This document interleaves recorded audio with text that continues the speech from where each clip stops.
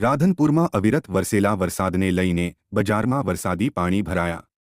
Lalbaug road, Jalaram society road પરના કેટલાક વિસ્તારોમાં વરસાદી પાણી ભરાતા લોકો હેરાન પરેશાન। બજારના મુખ્ય માર્ગ પર વરસાદી પાણી ભરાઈ જતા સવારે શાળા કોલેજમાં જતા વિદ્યાર્થીઓ અને નોકરી ધંધે જતા લોકો સહિત વેપારી વર્ગને ભારે હાલાકી। પાટણ જિલ્લામાં સતત 2 દિવસથી મેઘમહેર યથાવત છે અને ગત મોડી રાત્રે ધોધમાર વરસાદ વરસ્યો હતો।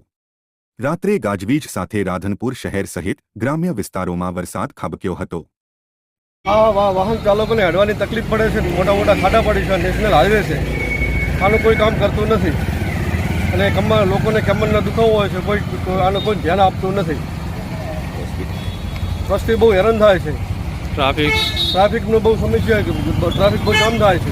તમારી શું માંગ છે? અમારી માંગ છે રસ્તા અમો કરે, રસ્તા મોટા બનાવે, થોડા રસ્તા બી નાના છે, જેના કારણે રાધનપુરમાં અનેક વિસ્તારોમાં વરસાદી પાણી ભરાયા હતા।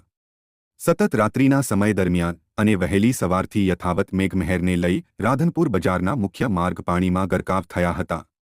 તો લાલબાગ, જલારામ સોસાયટી સહિતના વિસ્તારોમાં પસાર થતા માર્ગો પર વરસાદી પાણી ફરી વળ્યા હતા। રાધનપુરમાં છેલ્લા 24 કલાકમાં 3 ઇંચ કરતાં વધુ વરસાદ ખાબક્યો હતો। વરસાદને લઈ મુખ્ય બજારના માર્ગ પર લાલબાગ સોસાયટી જતા શેઠ કેબી હાઈસ્કૂલ સુધીના માર્ગ પર પાણી ભરાયા હતા।